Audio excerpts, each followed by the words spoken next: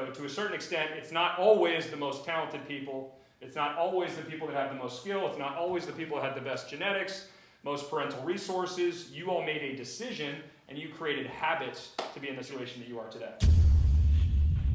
What's going on, everybody? How are you? Good. Good. My name is Josh. First, want to just say thanks just for having me. It's nice to be here. I am, hard to admit, considerably older than you all at this point. I do remember being in your shoes. I'll mention it a little bit as I get into it, but 18, 19 years ago they had events like this on a much smaller scale. It's just awesome to see the growth of the sport, the opportunities that you all have. NIL is a whole different can of worms. I'm sure you all are adjusting to as quickly as you can, but we're going to dive a lot into just really things that hopefully you'll think about, not just in your transition to freshman year of lacrosse, but 4 years as a young person trying to navigate, really what is a very, very critical time period for you to eventually enter the real world. Lacrosse has afforded you an amazing opportunity to be here, but there's so much more than sport. I sit here saying, my career ended when I was about 25. I was fortunate to play a couple extra years after my time at Ohio State, and I took what I learned through my playing career and all of the different people that were interacting with me, and took something, those habits from the sports world and to the next step in the journey for you, which is going to be your life as a young professional. So this is a little bit of a kind of a big picture talk. It's a look at kind of things that you all are dealing with and you all are managing on a regular basis. It is called You 2.0. For anybody that didn't get one of those stickers, one of our company mottos is be greater than yesterday. And I think the biggest thing about that motto and that overall mindset of being greater than yesterday, it is a choice. You take something that you're incredibly motivated about, and then you put yourself in a position where you're creating habits. You've created habits to be the lacrosse player that you are, and ideally you're continue to create habits to be the young person that you are. And I'll dive into the 3 C's on the back end of the presentation. But for me, I was a multi-sport athlete growing up. I was fortunate to go play at Ohio State, and I think we only have one Buckeye in the room right now, or no? The group? Okay, cool. I got to play in the NLL. That was while I was doing physical therapy school. Physical therapy is my day job, and then unfortunately, the 3rd year, just with clinical rotations, I had to stop playing. I was probably on the backside of my career at that point. For those of you that do get that opportunity, it is amazing, but very, very few people get to really make a career out of lacrosse. At this point, I transitioned that into a successful business. It's been on the Inc. 5000 for the past 5 years, and overall, I feel like I've kind of navigated the waters that you all have navigated, which is not that easy. But why am I here? You all of these amazing people, right? You have coaches, you have role models, you have mentors, you have a lot of people telling you things that you need to hear probably 1 million more times before some of these things truly, truly sink in. And it's up to you all to kind of figure out what's relevant to you at this point in your journey, and obviously what resonates with you, what you feel like you need. Not all information is great information, but a lot of times when you have people who are in front of you that have been successful, that have walked your path before, there's some benefit to you at least listening to their journey, their experiences, the messages that they are trying to instill in you. So, in the lacrosse world, right, it's like you do a shooting drill and you have all of these different drills to acquire the same skill. In terms of life messaging, you have a lot of different drills that will be communicated to you to acquire, intangibles, which is what a lot of people will talk to you about. But overall, I think we all can agree we would like to be a high performer, and to be a high performer, you have to stand on the shoulders of people in front of you. You are in a situation where when I look at the game today, the amount of skill acquisition over the past 15 to 20 years is unbelievable. Right? We were just talking out on the field. All we did was get taught to run, approach somebody, split dodge, and run as fast as possible and shoot a hands-free shot. And that was pretty much it. So you gradually will see some of the same things that we're talking about 5, 10, 15 years, hopefully not just from a lacrosse standpoint, but from a societal standpoint as well. So why are you here, right? Let's be honest about this. To a certain extent, right, we've got genetics. Our parents were probably incredibly supportive throughout the course of our journey. We're so fortunate to be here as a result of the genes that they passed on to us, as a result of the time, energy, the money that they put into us. And then you have a certain amount of skill. And with that skill, you were able to put forth consistent efforts. You had habits that allowed you to develop skill at a significantly higher level than others. However, one thing that I do think is always important is you did have the power of choice. You had a power of choice. You wanted to be whatever kind of player that you're at today. You wanted to develop yourself. You wanted to potentially be in this event. You wanted to play at X university. Maybe you can think about a couple people that maybe were comparable in skill to you at some point throughout the course of the journey, and maybe they made different choices, right? They didn't put the time, energy, and effort into. So to a certain extent, it's not always the most talented people. It's not always the people that have the most skill. It's not always the people that have the best genetics, most parental resources. You all made a decision, and you created habits to be in the situation that you are today. So let's talk about some realities. Okay, realities, up in the top left, you have about 13 to 14% of people that will play high school lacrosse will get to go on in college. That is the choice, again. Some of you, unfortunately, right, and even people in this room, will quit, they will get injured, or they will be kicked off the team. That happened. We had about half of my class make it at Ohio State. Okay, and that's probably, if you ask the places where you're going, it's probably not abnormal. Or you'll have people potentially transfer to other universities. Some of this is as a result of choice, some of this as a result of circumstance, but it still comes back to what I mentioned earlier.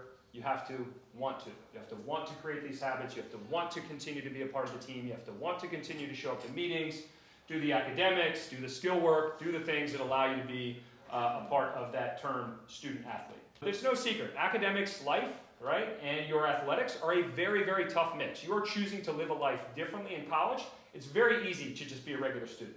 You will get to college and you will look at your schedule and you will go, oh my gosh, if I was just an RK or regular kid or whatever you all call it nowadays, like, you would be shocked at how much time you would have. Just a situation where you'll look at your schedule and you go, man, if I chose not to play lacrosse, I would have so much free time. But you would be probably putting off all of that, or kind of dismissing all of the work that you put into. That little elementary school, middle school player that had a dream someday, that wanted to reach their fullest potential, that wanted to play at the highest level of your sport. And I'm not saying there's anything wrong with deciding not to, but you will get pulled in a lot of different directions, and hopefully you always revert back to what you wanted to do, what you were looking forward to doing, and you don't get caught up in the mix of college where there's a lot of different distractions that kind of pull you away from the things that matter to you most. So, you know, on the pro lacrosse career level, not everybody for here gets to be Kyle Harrison or Paul Rabel and play for over a decade. Like, you know, those are very, very small percentage of the population of people that have made pro lacrosse an extended career. A lot of you will finish college, you will potentially play in these pro leagues, and you will probably have something else going on in your life. So you're still thinking about life after lacrosse. There's significant dynamics that will go into that. Some realities on the right side. Some of you might not have to worry about college cost as much, but regardless, you know, it is something to consider. It's the landscape that is around you. It's your friends going through similar situations.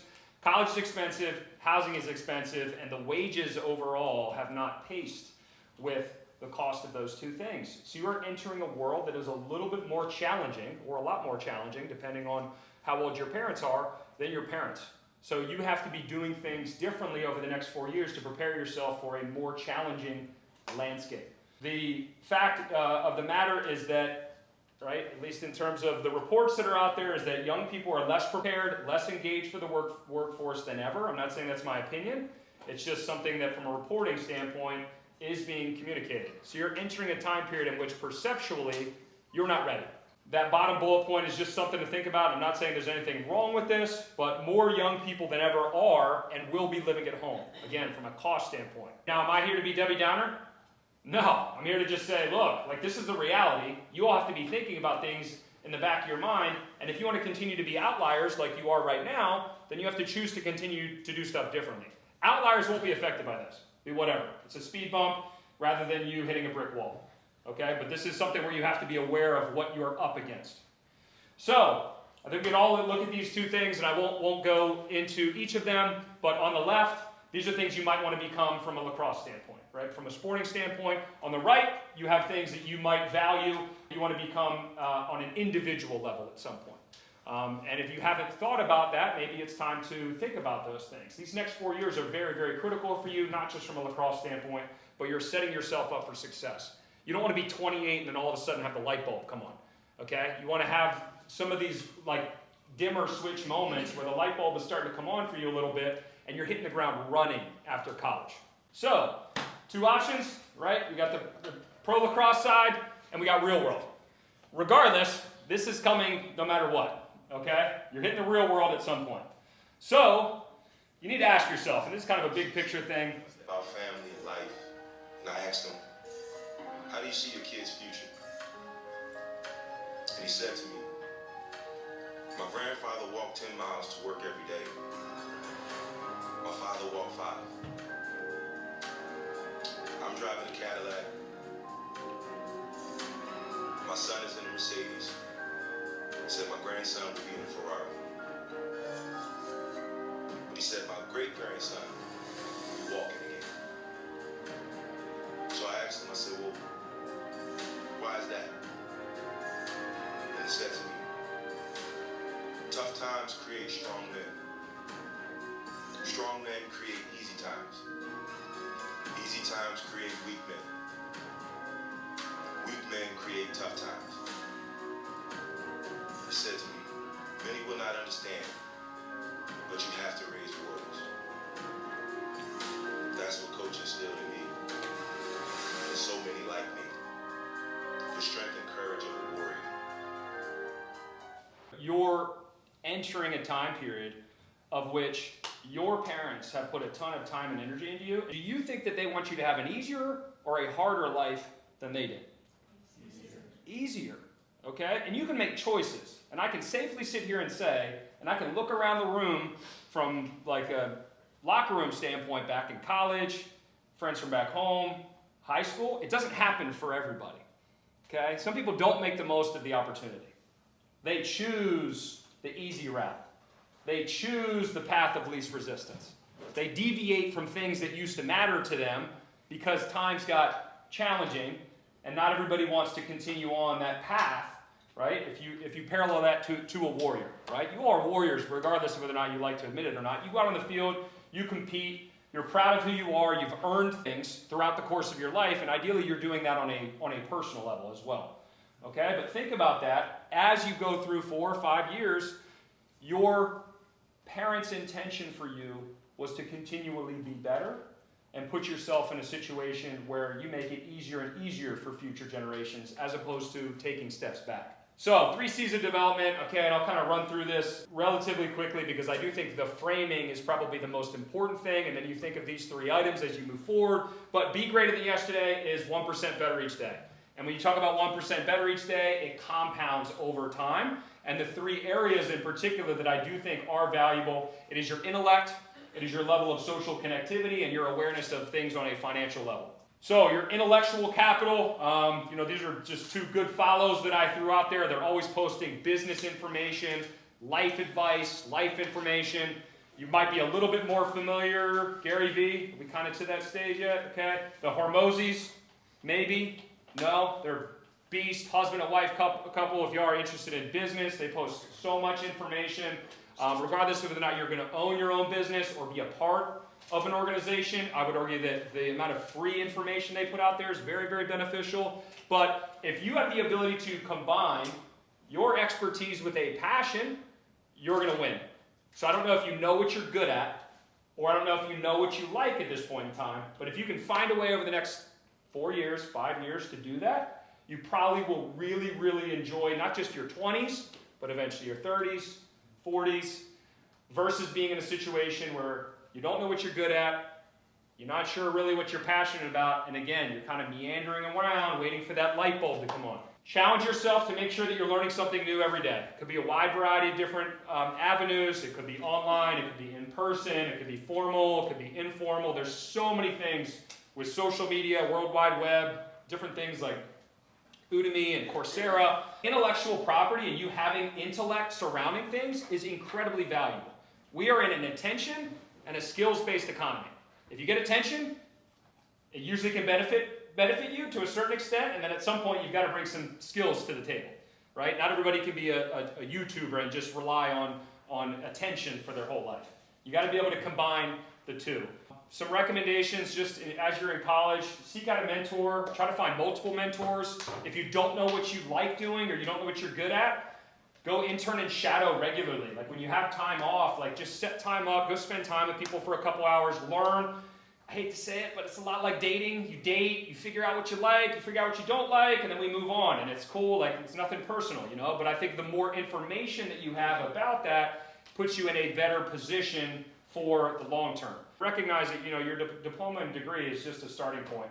For most of you, again, don't take this the wrong way, you probably are in a situation where your parents went to college, and it's not that impressive for you also to get a college degree. You are checking a box, and you are preparing yourself for the next level. And again, hopefully that's not meant to be, you know, negative about college. It's awesome, but I imagine being in the sport of lacrosse myself, a majority of you had parents that also did this before. It's not that significant of accomplishment. You are trying to do different things to separate yourself. It wasn't just enough to play lacrosse. You were trying to do things at a higher level. You're trying to be an outlier. Social capital, you know, you've heard this probably a million times. Some of your friends will not make it, okay? Some of your teammates will not make it. Look around the room and determine whether or not they're people that you think are adding value to your life or they're taking value away, right? You have energy givers and you have energy takers. You want to be around people that are energy givers. You don't want to go out with the person that you're constantly having to babysit on a Friday night, okay? You don't know what I'm talking about too, okay? So it's socially, it's stuff that, you know, in terms of your day-to-day, it's people that add value to your relationships. They add value to your routine. They add value to your habits. They're not significantly putting you in a situation where you're at risk or you're having stressful moments associated with that person, or they're taking away, making fun of, or being negative about the person of whom you are looking to be. So, and up there, you know, cut ties with vampires. If you can, you know, if I'm a freshman, I'm looking around the room and I'm going, who did a great job freshman year last year? Who was a sophomore that crushed it? I'm going to go spend some time with them. I'm going to get coffee, breakfast, lunch. I'm going to work out with them. I'm going to be around them. Juniors, seniors, captains, right? What are the habits? What allowed them to get where they are? You're seeking out people that are levels in front of you instead of, again, finding just, you know, kind of like that fun person. Oh, it's easy for me to just kind of fall into friendship. Don't just fall into friendship. Like, seek out people that are going to add value to your life. But things here, you know, learn how to interview, learn how to work a room, put yourself in an event where you know nobody, learn how to impress people in the interview, right? A 30-second elevator pitch about yourself is usually a really, really good place to start. And then also, like, you know, learn how to disconnect. Learn how to disconnect from your phone. Like, you don't want to be at some of these events where there's opportunities and you're just so worried about, like, responding or Snapchat or whatever that you're doing. Like, connect with the people right in front of you. Okay, those are where a lot of the opportunities will be. And then just small things, you know, make first impressions, stand up out of your chair, shake a hand, look somebody in the eye, ask them questions, be genuinely interested in others. These things really, really go a long way when it comes to the social side, that social capital piece.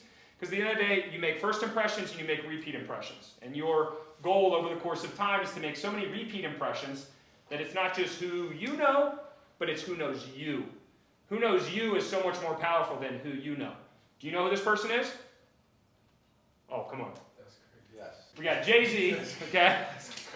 Major, okay? If he knows you, is that a good thing? Yes. Probably, right? Your life is probably like a little bit more valuable, okay? Versus everybody in the room, or most of the room, like we know him. We know LeBron James. If LeBron James knows us, life might be different for us. He has access to certain things. He can bring that hand down to you and potentially lift you up into an opportunity. So you never know when those repeat impressions are going to potentially create a situation in which somebody's thinking about you.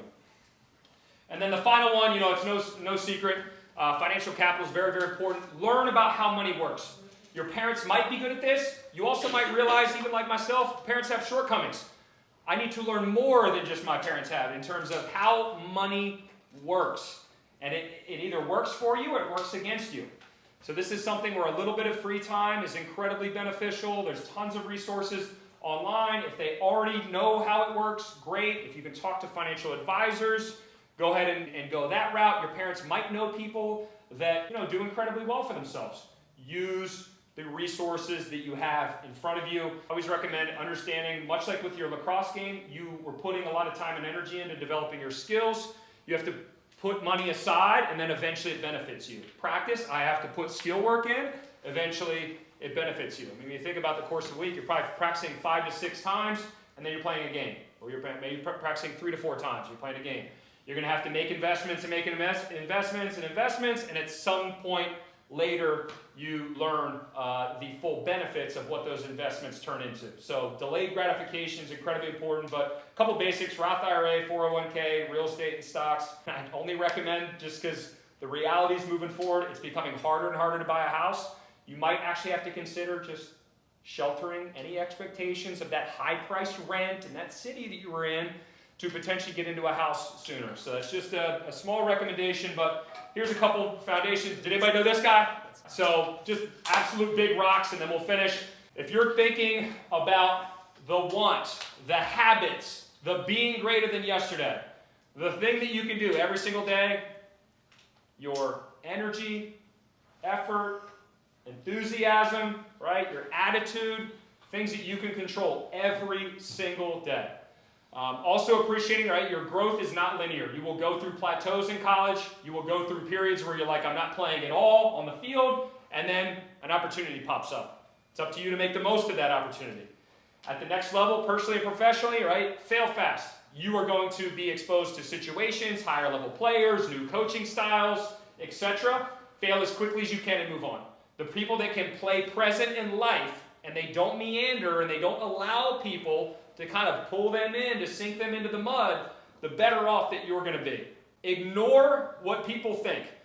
We put so much time and energy into like what other people think about us that really have such a small impact on our life, or really won't be around for that long period of time. It's not worth it. Just move on. Like, don't allow people that are not like in your inner circle, or those 5 people that you're trying to spend the most time with, to pull you out of a situation that could be positive, or dim your light in whatever way that you're starting to experience some benefits or some positivities. But I think the more that we recognize that we put a lot of time and energy, and we allow a lot of people to have control over us who shouldn't have control over us, the better off that we are going to be. Don't seek out yes sirs, yes ma'ams. Like the people that are always telling you yes, or always saying yes, like those are not the best people that will serve you. If you agree that by getting feedback, that feedback is a gift, then you need to seek out people that will tell you no, or that there is a better way to do things. So that comes down to, again, who are you surrounding yourself with? Who are you seeking out? What kind of positions are you putting yourself in to get new information? Because you know, right, hopefully we realize, and me even here, right, coach, nobody's a finished product, right? We want to continually be on this journey where we are bettering ourselves throughout the course of our lives. Basics, do extra. Start early, stay late. As Dion's quote over here, right? We all want to look good. We're all going to school. Y'all got so much swag now. It's crazy. Like I go back to the locker room and I got, I don't know how many helmets, pairs of gloves, shoes and stuff when I go to Ohio State. But when you get your opportunity, you also have to do what? You got to show out, right? If you don't show out, you're not ever get another opportunity again. So continually in the back of your head, when your moment happens, when you get those opportunities, make the most of it. And that's it. Just some things to think about. You are like a brand.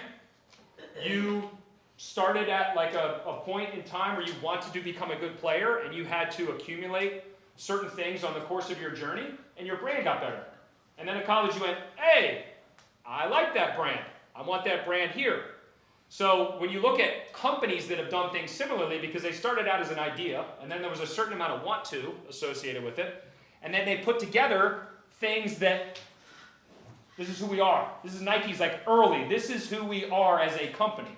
So who are you as a company? Who are you as a brand? Or sometimes what's really good to think about is who do you want to be? Again, that concept of want. What do I want? Who do I need to be to reach those things?